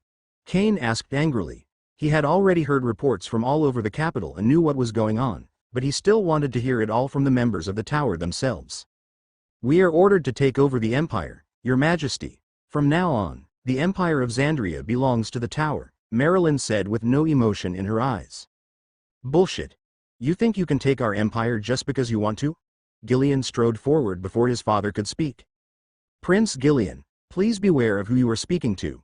As of now, the entire empire is under me. My men have already taken over the streets and the martial law is under effect. Once the sun rises, we will let them know that the tower has taken over the empire," Marilyn said. The emperor got angry. His guards were in the position to attack, but the opponent had more talented people on their side. He wasn't sure if they could beat them in an attack. "Why are you doing this? Have our empire not treated you well?" the emperor asked. "Was it because we housed the person you call the Apostle of Alexis?" Marilyn's eyes finally showed a little emotion. "I am not petty enough to attack an emperor over such a tiny little detail," she said. "Goddamn it. Then why?" Cain slammed his throne as he asked. "Why my empire?" Marilyn's gaze narrowed. "Oh, don't be mistaken, Your Highness. It's not just your empire. The tower is currently en route to taking over the whole world. Others, just like me, are likely talking with the monarchs and governments of the different countries." "What? The entire world?" Cain was surprised. "Why would you do that?" Marilyn finally showed a smile from the moment she entered the palace. "For peace, Your Highness." Similar events were taking place all over the world. The Emperor of the Odrain Empire, the King of Shalar Kingdom, the High Prince of Losmana, the government of Ergor, the newly formed government of Embers, and even the city lords of the Freelands were getting an unnoticed visit by the tower heads of their local towers. Some of the tower heads were reluctant to do this, but the others who had lost a sense of power after the absorption techniques were released had started to enjoy being in power once more. To the north of Demir City, just outside of it lay a magnificent palace with deep green grass and a deep blue water fountain. The palace itself was made of stark white limestone and with all of the four primary colors accented throughout the palace to show its origin. There were servants in the palace, but everyone stood to the side as they watched two people walk through the hallway of the palace as if they owned the place. "Are you sure it's him?" the old man with white hair and beard asked. "Yes, we confirmed it. It's him for sure," the younger, but still old fellow next to him with black hair and a white streaked beard said. "I see," the old man said with a saddened expression on his face. "Without him, I'm not sure how we could possibly gain any more ether." The other man remained quiet as they walked through the hallway. "Any idea who did it?" the old man asked after a while. "The report says, a beautiful woman. Could it be that person you called?" The man didn't speak any further. The old fan's face twisted. "What, it says she killed him?" he asked with a surprise. "Yes, the report matches her completely," the man said. "No, she can't kill people. If she could, I would doubt I would be alive all these long time," he said. "Also, she wouldn't have needed me if she could do it all by herself. She couldn't hold a knife herself, so she taught me to become strong enough to hold a knife in her stead," the old man said. "Then, he died just like that?" the man asked. "We'll talk about this later," the old man said and with a simple gesture opened the door in front of him. A relatively young man that seemed to be in his 20s sat on the throne inside the room as the two of them entered. "Senior Perry, what are you doing here?" the young man asked. The young man had blue eyes and black hair and wore a crown on his head. "Oh, I'm sure you know what we are here for, Your Highness," Perry said with a smile on his face. "These reports I'm hearing, are those correct?" the young man asked. "If you are hearing about the tower taking over the world, then yes," Perry said. "So, have you come here to kill me, just like you helped my father kill his grandfather?" the young man asked. "Oh no, I'm not here to kill. Wait, his..." Perry's eyes narrowed as he looked at the emperor in front of him. Somehow, when he said his, it didn't sound like he was referring to someone who he didn't want to name, but rather, to someone that was in this very room. Perry immediately spun around and saw an old man stand behind the door he had just walked through. "I have waited many years for this day," Darian said as he slowly strolled forward towards the light. "I hope you are prepared to die today, you bastard." "Darian?" the old man asked with a hint of surprise on his face. "How, why are you here?" "To kill you, of course," Darian answered. Jason was about to attack, but the old man stopped him. "Don't, he's too strong for you. I will deal with him." "You deal with the emperor," he said. Jason nodded and turned around. I should have expected you would come. You truly are desperate for my death, aren't you? The old man frowned as he spoke. If you thought you could go on with this little world domination of yours without me intervening, then you must be quite stupid, Darian said. No, I knew you would do it. I was just prepared for your arrival, the old man said and immediately attacked Darian. A wave of ether flowed out of him and towards Darian, but before it could enter Darian's body, Darian himself flooded his body with his own ether and enforced it at the same time. You really want to start something in the heart of the Empire? Darian asked with a cold smile. Very well, let us take this fight outside, the old man said and opened a portal. Darian enforced the open portal and entered it. When he reappeared, he was in the same location just a long way up in the sky. A second later, the old man walked through as well. We can start our fight now, the old man said. Since you are my only enemy left, I can't wait to see you die. Marasi slammed her gauntlet-covered fist onto Tristan's chest. Tristan tried to use any methods he could to pull the gauntlet aside, but Marasi's physical strength was just too strong and it ended up hitting him. He felt his ribs crack with the force of the attack. As he flew backward, he immediately spun around and forced open 6 tiny portals all around Marasi that threatened to pull her. Marasi didn't even look towards the portals as she closed them with a flick of her fingers. You might be a supreme Tristan, but the battle experience different between us is a chasm that you will never cross, Marasi said. Experience isn't everything, Tristan said. You need intellect to be great at fighting too. That's something a muscle-brained idiot like you will never understand, Tristan said with slight strain to his voice. He was already in pain and was even hurting just to speak. Are you calling me an idiot? Marasi got angry and went for the next attack. The tension between Emperor Kane's group and Marilyn Champer's group was continuously getting stronger and stronger. Kane wouldn't be surprised if either side decided to attack each other at any moment. Suddenly, a couple of footsteps rang from the hallway and 2 figures entered the room. Princess Elizabeth and her husband Reaver entered the hall. Father, what is going on? Lisa asked the Emperor. Child, what are you doing here? Take your husband and go, he said. Sister, move away. Gillian shouted towards her, but Lisa didn't run away, instead she went toward his father. Are you really here to take over the Empire? Reaver asked from the side as he eyed the group of people that were there. Go away, kid, this is not a place for you to speak, one of the men there said. I had quite a bit of respect towards the tower and even wanted to join you guys, Reaver said, but it seemed that he was right. You are some of the most terrible people in this world. Shut up or we will shut you up ourselves, one of the men was irritated and spoke. Do it then, you bastard, Reaver said. Kane couldn't understand what Reaver was trying to do. However, he could see the man from the tower's group preparing to attack. This is it, the Emperor thought. Attack, he immediately ordered and people appeared out of nowhere and charged at the group with their spears. At the same time, the irritated member of the tower attacked Reaver. A gun appeared in his hand which he pointed at Reaver. Before he could shoot, however, Reaver dashed forward. He appeared next to the man and punched him directly in the chest, sending him flying in the distance. Out of nowhere, Fiona appeared in the middle of the room and shot another man at close range.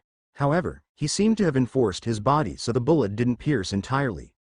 At that time, Jamie jumped down from the ceiling and slashed both of his 2 swords at the man.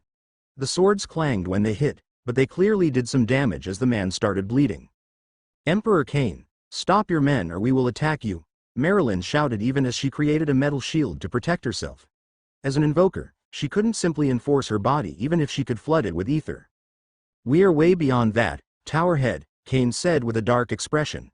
He didn't see any chances of victory, and even his life was on the line, but he would rather fight his way through this calamity just like his father did, and come out as a hero.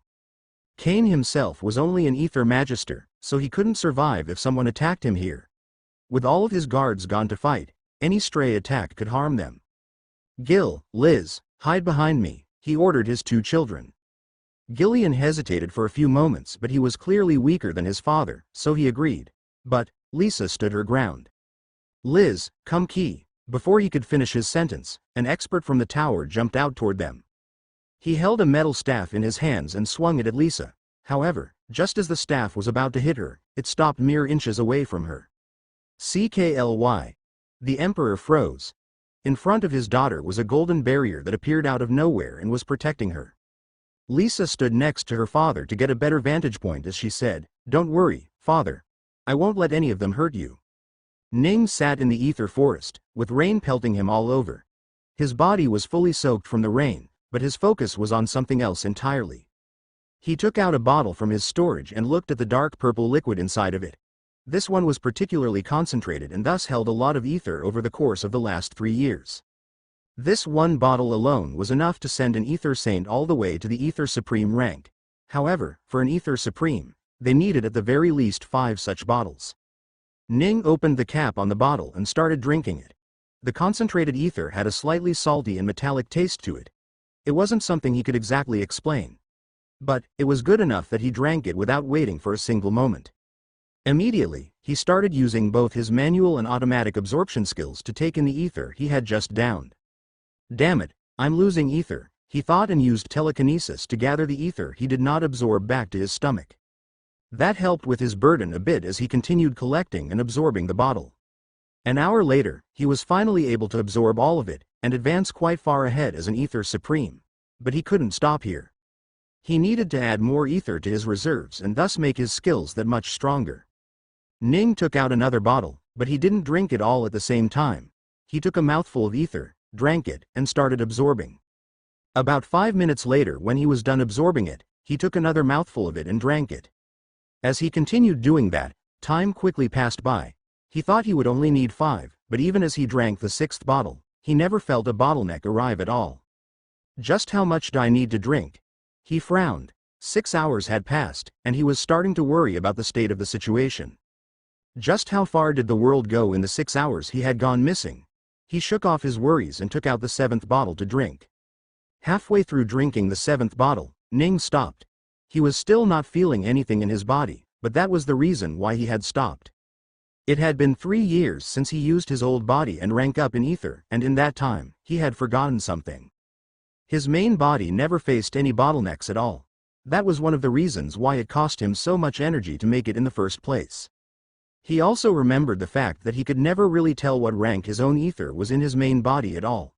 So, he asked, "System, what rank of ether rank am I at currently?" Shit, he thought. He had unknowingly broken through sometime in the last few hours and he didn't even know about it. He stored the bottle of ether that was in his hand and wondered, where should I go first? After a few seconds of thought, he decided where he should go first. Ning teleported directly into the middle of the palace hall in Xandria. Everyone that was in the room suddenly propped their weapons at them, but Ning ignored them and looked at the throne. Ning? The emperor asked curiously. Oh, are you guys okay? Reaver and Lisa were attacked from what I understand. Where are they? He asked. They're fine. They've gone back to sleep, the emperor said and proceeded to explain just what had happened last night. Once Ning learned that they had successfully captured the members of the tower and were holding them in the palace prison where anyone below Ether Emperor would have their ether stolen away from them. I see, if you're doing fine, then I will leave for now. I have more to do, Ning said and left before the emperor could say anything. When he reappeared, he stood in front of a bloody Marasi. Marasi had lost her left eye and was missing a large chunk of her lower right chest. She had somehow stopped the bleeding, but she was heavily panting on the ground.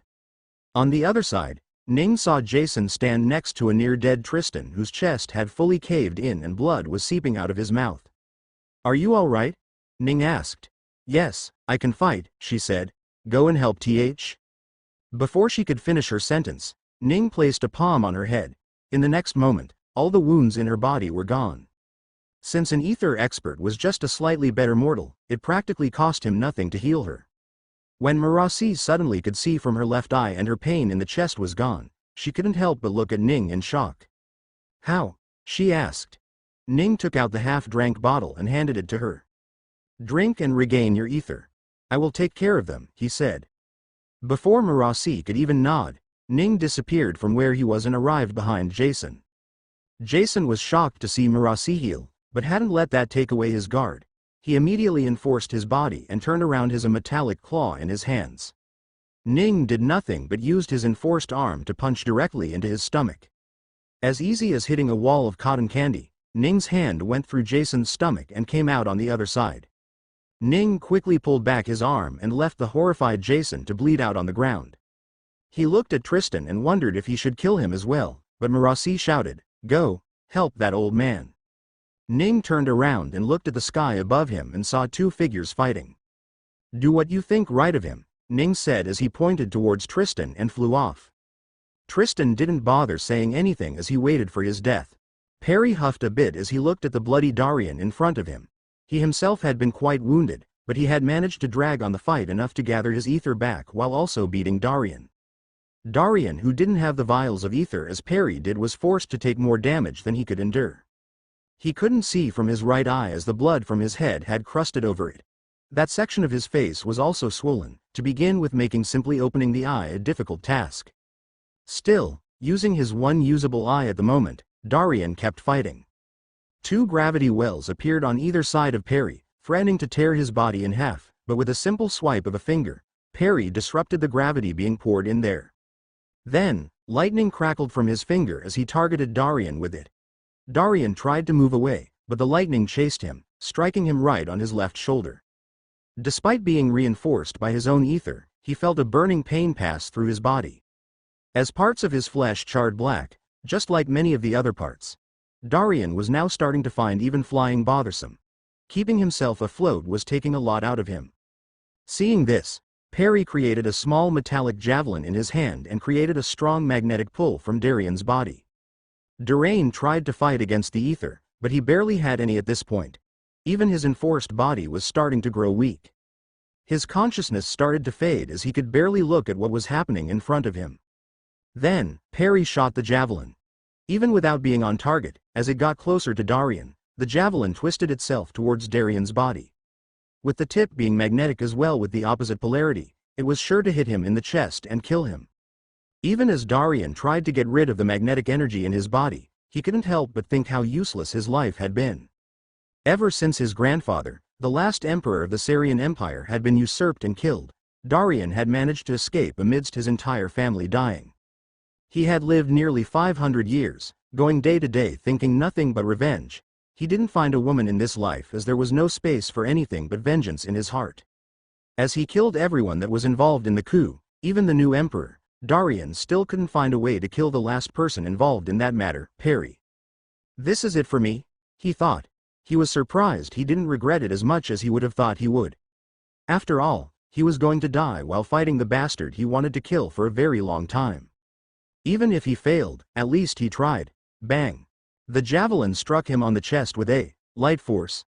Darian slowly opened his eyes to see why he wasn't dead. It was then he saw someone standing in front of him with a palm to his chest and another hand grabbing the javelin mid-flight. Just when he was about to say something, he felt something strange happen to him. Suddenly, he lost all the pain and fatigue he had gathered from the fight. He could even feel the swelling above his right eye fade as he could open that eye as well. You're here," Darian said. Then he looked at his own body that was healed. "How did you?" "Go and rest. I will take over from here," Ning said as he pushed Darian towards the ground and he himself turned around. Ning was too strong for Darian's currently low on ether body to resist. As he fell to the ground, he caught himself in mid-air and slowly drifted down. When he was down on the ground, he looked up to see both Ning and Perry hanging in the sky, doing nothing. Since he couldn't hear what they were saying, he could only sit on the ground and wait for the fight to begin. Perry was extremely cautious at the moment. Not only had this young man appeared out of nowhere, but he had also grabbed the javelin that he had thrown with so much force and neutralized it without any problem. "Who are you?" Perry asked. Ning was a little surprised. "Don't you recognize me?" he asked. "I know we only met for a few seconds, but I was sure I would have left a mark on your memory. I'm a little shocked that didn't happen." Perry looked closer, but he still didn't recognize him at all. "Senile old man. How about this then?" Ning asked, and with a wave changed his face to look like someone else's. The old man's eyes finally went wide. "Terran?" he asked in surprise. "Yes, that's me," Ning said with a smile and waited for the old man to look even more shocked. But, instead of shocked, Ning could only see confusion in the old man's eyes. "Who are you?" the old man said. "I just told you, I was Terran F. Terran Forn is dead. We've already acquired his corpse," the old man said. "Huh? How could you find his corpse when I'm very much Ning remembered something that he had to do, but he forgot in his hurry. He left behind the Terran Forn's body after he acquired the ether and left. That must have given old woman Gani quite the shock, Ning thought. He would have to apologize to her later. Ning brought out a bottle of dark purple liquid and showed it to the old man. Look at all of this ether, do you still not trust that I'm Terranforn? Ning asked. The old man still kept quiet, so Ning couldn't help but sigh and get rid of his illusion. If not that name, then what about this one? Ning asked. I am the Apostle of Alexis. As soon as the word, Apostle of Alexis's left Ning's mouth, Perry's eyes shot up in horror and looked at Ning. He finally recognized him. Yes, that was indeed the Apostle. But how? He asked. I killed you. Oh, Ning asked. When? 3 years ago, back in. Did you make sure I was dead at the time? Ning asked. The old man froze. No, he had not made sure. He couldn't even if he wanted to. After all, Ning had disappeared to who knew where and he couldn't follow him. You did not die? But I used the strongest poison, Perry said with a terrified look. You should know the most basic rule of killing people, Ning said. If you don't see a dead body, assume they are alive.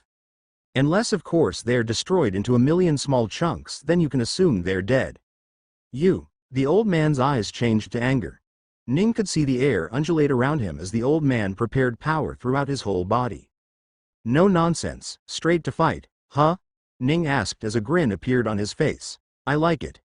A rope appeared in Ning's hand which he threw around the old man. With a flick of the old man's fingers, the rope started burning on its own at a very high temperature. Within seconds, the rope would turn to cinders. However, even then the rope didn't stop coming toward him. When the old man saw that red-hot metal hidden amongst the rope, he frowned. The old man created his own metal rod and stopped the almost melted rope from touching him. Ning smiled and immediately put electricity in the metal rope. He waited for the old man to feel the shock, but the old man showed no expression and tossed the ropes aside. What?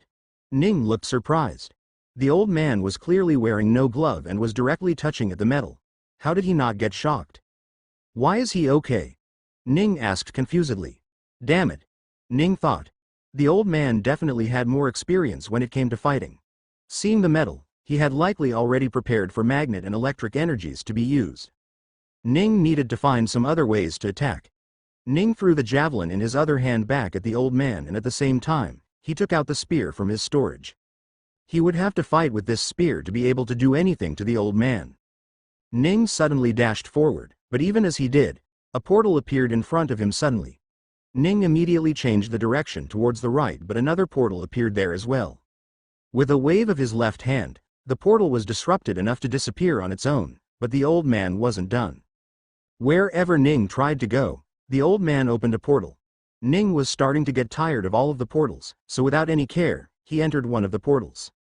Ning appeared directly on top of a volcano and was nearly swallowed by it.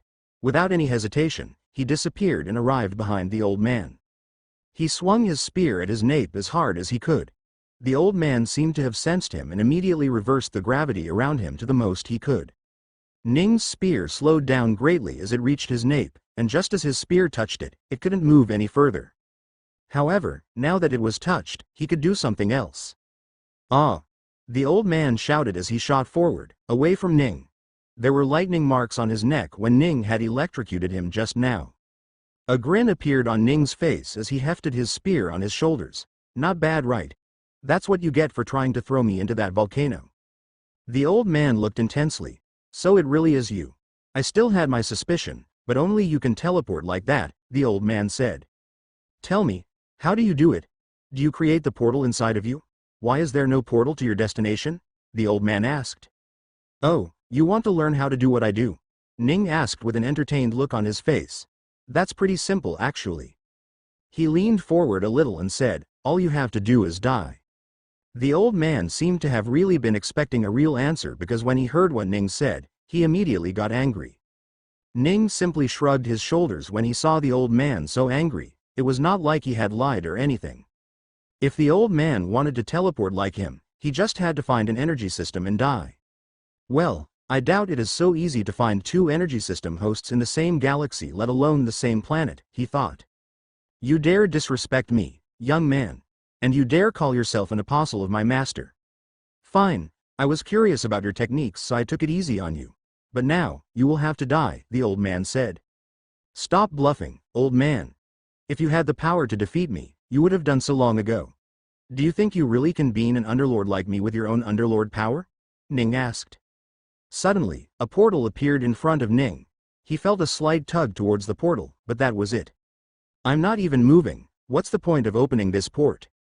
Just as he was speaking, a massive amount of lava suddenly gushed out of the location. On instinct, Ning flew backward to get away, but another portal appeared behind him that too spewed out lava. Ning immediately reversed a large amount of gravity around him, and the lava couldn't touch him. Then, with telekinesis, he started hurling the lave back to the old man. At the same time, he looked down at the Sarian palace. If the lava dropped on anyone down there, they would very much likely die. Opening portals in reverse was something one never did because of how distorted the portal would get from such distance.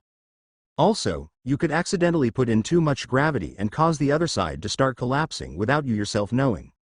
So, opening portals in reverse wasn't even taught most of the time.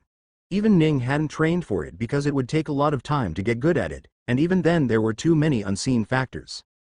However, if it were a volcano, and you didn't have to worry about what you were dragging in from the other side, he supposed that would be a good idea. Ning saw the falling lava and carefully grabbed them with his telekinesis before pooling them together and hurling it right at the old man. The old man pushed it back with his own energy and sent it hurling towards Ning. With a swing of his arm, Ning opened a big enough portal to send the lava flying into ocean. At the same time, he opened another portal right next to the old man, this time in reverse. He stole the old man's ideas and sent the scalding hot water directly towards him. The water was too much for the old man to defend against. The most he could do was disrupt the portal and fly away from the water. Instantly, Ning flew and arrived next to the old man and swung his spear at him again. The old man this time wasn't focusing too well on him and was a split second too late to put up any defense. The spear blade left a long gash along the side of the old man's back and blood seemed through his dark purple robes. "Huh!" The old man gasped as the sudden pain took over him. He looked at Ning as if he couldn't believe him. "Why are you doing this?" the old man asked. "If you really call yourself to belong to my master, then let me fulfill her wish. My wish." "You are too far gone, old man," Ning said. "You've spent hundreds of years around people who never dared to say no to your requests and ideas. So whatever you think you thought of the best. If you can't see how troubled your master is from your actions, then you don't deserve to say that you're doing this for her," Ning said. And with that, he jumped back into the battle. Both Marasi and Darian looked from the ground in shock as portals of many sizes opened all around them. Every now and then, Ning would disappear from their eyes and appear on the other side and continue fighting. Their clashes was creating so much noise that people from all over the capital were staring at them. Most of the members of the tower themselves had come to look at what was happening. The many captains looked in horror as they saw the two underlords go at it. "Quit it, old man. The same person that taught you how to fight, taught me as well. There is nothing you can do that I can't," he said. The old man huffed as his eyes darted around in confusion. He was sure he landed a few hits on Ning, but to his surprise, there was not even a single scratch on Ning. On the other hand, he himself was beaten and battered. He had managed to cauterize his wound with open fire for now, but that hurt him a lot. Ning was getting ready to finish this battle when suddenly a large amount of portals appeared right in front of him. Damn it, he really does have more experience than me, Ning thought and sent out his energy to close some of them, but he didn't manage to do it for all of them. Orange magma burst out from the remaining 8 or so portals and landed on Ning. A ball of magma hung in the air, as the old man finally thought he had time to take a break. He took out a small vial out of his storage ring. It was a vial full of ether, some of the last he had, and he was going to replenish his ether with it. However, even as he tried to drink it, the glass started ringing with a sharp tone.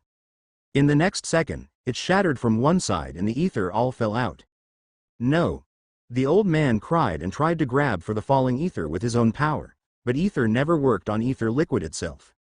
So, he could only lick the ether that was stuck to his palm. He didn't even have time to think why the bottle had broken at all. At the same time, the ball of lava that was floating in front of him moved. It directly dashed towards him, giving him a scare. The old man stopped licking his hand and put both of them forward to put as much as energy as he could into pushing the ball of lava back. Surprisingly, it wasn't that hard at all. So, the old man pushed even more and the ball of lava collapsed. On the inside of it, it was totally empty. Gasp! As a spear entered through his back and appeared out in front, all the old man could do was gasp. The old man tried to turn back and fight, but the spear had entered right through the area where his sea of ether was. Even as he tried to fight back, the old man lost his ether, and he started falling, slipping from the spear under his own weight. Why? The old man slipped out and fell. Ning watched as the old man tumbled down from over a kilometer high. Just as he was about to slam onto the ground in front of everyone, a gentle wind slowed down his descent. Ning immediately teleported down to see if another opponent had arrived, but no. There was no other enemy left, at least not strong ones. This was the doing of his master, Alexis. As the old man's body drifted down, Alexis grabbed him and settled him on the ground in front of everyone, with his head on her lap. The old man's body was in pain, and tears had already filled his eyes. However, he could still recognize that silhouette anywhere. Master? He called out with broken breaths as blood still seeped out of him from his lower back and abdomen. Why you see can heal me, alright? Please, heal me, the old man said. I'm doing this for you. Alexis said nothing except hold him tighter in her embrace and slowly teared up herself. Master? He called for her, but she didn't speak. Only her sniffling sounds could be heard. Like everyone else in the vicinity remained quiet. Master, why aren't you speaking? I'm dying. Please, help me, the old man shouted, but she still didn't do anything but cry herself. Ning claimed his authority over the air as he stopped everyone from even thinking of doing anything. Marasi stepped forward and did the same. However, that was unnecessary. In front of Alexis, they couldn't do anything even if they wanted to. That was what happened when the world manifested itself as something that every other will in the world would like. The captains and the other members of the tower could only watch as their lord slowly bled to death while being carried by a woman they didn't recognize. Perry cried out to his master, even trying to reach out with his old, decrepit hands that had lost all vitality now. Still, Alexis didn't speak. Suddenly, Ning placed a hand on her shoulders. Why aren't you speaking? He asked her. Even Ning was starting to feel bad for the old man after hearing his screams. Yet, Alexis still didn't say anything. Are you worried about something? Ning asked her. She turned her head towards him, with so many tears streaming down her face, that it looked unnatural. I don't know if I can keep myself from helping him if I speak, she said. I know I shouldn't help him because of what I've done, but... Do what you want, Ning said. Don't worry about the consequences. With me around, none of your fears will come true. As if that was all she needed, finally the sniffling turned to an actual cry as she started speaking to him. You foolish child. I told you not to stray into the dark path, but you still did. Why? Alexis said to him. But you wanted peace, master. That was the only way I could give you peace, he said. I told you, that is not the peace I want. I want people to be happy without fear of anything, and yet you... Alexis could only cover her mouth as she cried even harder. I thought I was doing the right thing. No, I'm sure I was doing the right thing, the old man said. I was doing this all for you, master. Was I really that wrong? Should I never have done any of this? No, you were trying to do the right thing. Only, your perspective on right and wrong was twisted early on. I should have helped you steer towards the right path from the start. However, I let you go further and further away while I hoped you would do the right thing on your own. That was something I failed as your master. Please forgive me, she said. No, I'm sorry, master. If what you said is true, then it was all my fault, wasn't it? I'm sorry. The old man's tears flowed more and more as his voice got lower and lower. At least, I won't do anything bad now, he said softly. As the old man started to die, Alexis couldn't help herself. She moved her hand over his body, and in an instant, his body fixed itself. Ning looked in surprise. What are you doing? He asked. It's fine, Alexis said as she wiped her tears. In the end, he's still my disciple, and I don't want to see him in this much pain. Did you fix his ether? Ning asked as he checked, but no, the old man had no ether anymore. An 800-year-old man with no ether system, how long will he survive? Ning asked. 3 days at most, Alexis answered before the system could even answer him. As news traveled around the world, some places got them a little too late, so Ning had to go around the world and stop them himself. It was only 2 days later that any semblance of normalcy had returned to this world. However, that was only on the surface level. On the inside, there were still many problems. On one hand, the kingdoms were angry at the tower for what they did. On the other hand, the tower members weren't satisfied with how they were made to do the dirty work and then asked to stop doing it after they had offended everyone. Seeing that he was the lord of the tower now, he would have to go and fix everything. Ugh! Goddammit, he thought and opened a portal before disappearing. The first place he went to was the place that he knew would be open to speaking with him. The Xandria Empire's capital, the royal palace. Ning stood in front of the emperor with Lisa, Reaver, and Gillian standing by the emperor's side. Why did this happen, Ning? Kane asked from the side. Although he hadn't suffered as much as he could have, his people had still fallen into oppression for an entire day. Not to mention, they started losing hope in the empire's ability to do anything. It wasn't just in Xandria but all over the world. Both government and emperors alike had lost all hope from the citizens who looked forward to protecting them.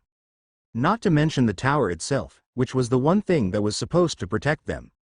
The information about the tower and nobles making a deal to not let the common people learn about the absorption technique had also come out fully. At one time, Ning would have rejoiced at this fact, but now that he was responsible for taking care of this mess, he couldn't help but be sad. Sigh, if it was only the tower that got caught up in it, that would be nice. But when the nobles and royal families that ruled the country were being made to look like the bad guy, can I even do something? He thought. He could. He knew that himself too, but he was a little reluctant. Ning looked back at the emperor in front of him and explained what the old man wanted to do. The emperor thought for a long time and said, I can see where he's coming from. In a government where a single person holds power, surely there would be no crime. But having no crime doesn't mean the same as having peace. In fact, the terror the common people would face would be too high compared to a normal living situation, the emperor said. I know, Ning replied as he sighed. What can we do now then, to calm the citizens? Kane asked. Also, we need to deal with the tower. Since the tower can be a threat at any time now, letting it stay in the country will be a little bit of a problem. Ning thought for a moment and asked, what do you want to do with it? The emperor thought for a moment and looked to the side. Do you guys have any idea? I don't think the tower itself should exist, father, Gillian said. But there should be an existence like the tower, right? One that people could rely on. I don't know how it would be possible though, Reaver said. I agree. We need something like that, Lisa said as she turned toward Ning. What do you think? Do you have any idea yourself? I did think of something before I came here, Ning said. Oh, let's hear it then, Kane said. From what I can see, you don't like the concept of the tower remaining in the empire any longer. So, I will disband the Xandria branch of the tower, Ning said. Henceforth, there will be no tower in this country. Oh, Kane was surprised by the straightforwardness of the situation. You want to disband the tower here? What about the people? I believe most of them are our citizens, the emperor said. I leave that choice to you, your highness. If you want to raise a bunch of ether fighters of your own, you can give them some job. If not, I freely welcome anyone who you don't want. Also, as compensation for what has happened, I will give you a bunch of teaching materials on ether itself as well as how to use it. Combined with the various other things, you should be able to teach your own ether artists in the future and won't have to rely on any organization like the tower, Ning said. I see, the emperor said. That's not a bad idea, but we are already suffering from quite the problem, you know. The citizens already hate most of us because of the deal. Do you have any idea for that? Kane expectantly asked. Ning froze. He really didn't want to do this as it would set him back nearly 12,000 days, or close to 80-some years of this planet.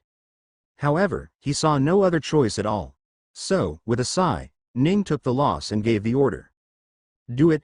Ning sighed once again and looked back at the emperor. I hope all your troubles have been met too, Ning said. No, the emperor tried to say something, but he couldn't remember what. Is there anything else? He looked to his children for confirmation. I don't believe there is anything major left to deal with, Gillian said. Also, Brother Ning likely has places to go throughout today. Let's not keep him here for long. Thank you, your highness, Ning said to them, then I'll see you guys later. With that, Ning left the palace and went to the other empires to have similar talks.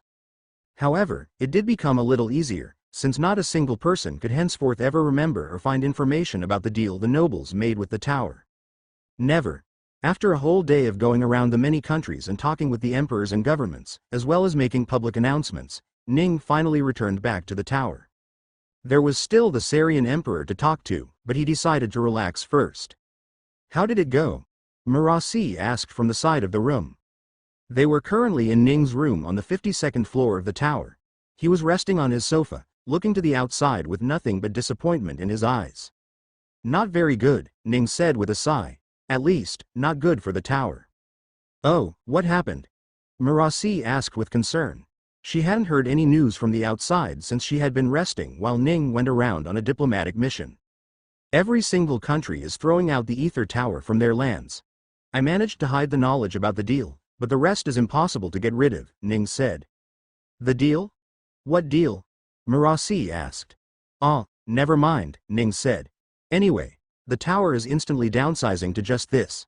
No, actually we might lose this branch as well. We might have to end up shutting down the tower if the Emperor asks that of us. Huh? Why are we shutting down? Murasi asked quickly. What can we do? If not a single country will take us, the tower will really have to shut down, Ning said. However, even as he said it, he didn't like that thought very much. If it were just a random organization like the Shadow Pavilion that had gone silent in recent years, he would have no qualms about destroying the tower. However, this was something that Famir and Mavena created. He couldn't just shut it down. An idea came to Ning that he wasn't sure was good or not. However, the more he thought about it, the better it sounded to him. I have a plan, Ning said to Murasi. Oh, what is it? She asked. Let's wait for my next meeting to be over first to see if I have to take the desperate route or not, he said. After resting for a bit longer, he left again. As expected, Ning failed to keep the tower in Sarian as well. The only reason he didn't get an extreme backlash was that he had introduced himself as the person behind all of the improvement in ether lately, the Apostle of Alexis. Also, after saying that he is willing to distribute the knowledge the tower had gathered for the past many thousand years, the public was more than happy to not fight against the rulers of the country. Ning stayed on the sofa in his room, a place he would now have to evacuate within the year. Just as he was thinking about what to do next, Alexis appeared next to him and sat on the sofa too. Is he? Ning asked. Gone. I buried him not long ago, she said. I see, my condolences, Ning said. Alexis said nothing but simply looked outside. It's not peaceful out there, is it? Ning asked. No, Alexis answered without hesitation, but I'm sure it will be soon. You think so? Ning asked. Yes, Alexis said. I can feel the change in the heart of everyone out there.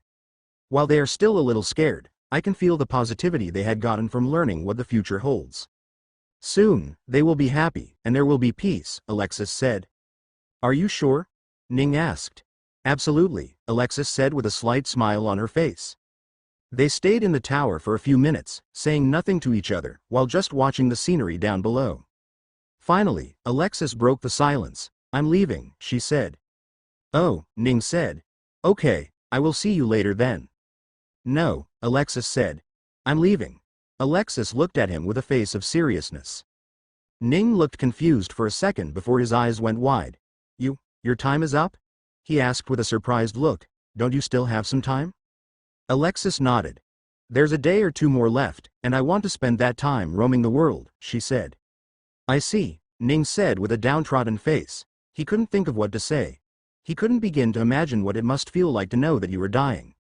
His one death had been way too sudden for him to think anything, and when he had reincarnated, he had become immortal. Someone like his could never understand the troubles of the ones that had a limited lifespan, even if it were an entire planet itself. I don't blame you anymore, Alexis suddenly said. After learning that you did what you had to, I don't blame you for what I'm going to face. I simply hope that one day I can gain enough energy back to be born again, Alexis said. System, is that possible? Ning asked.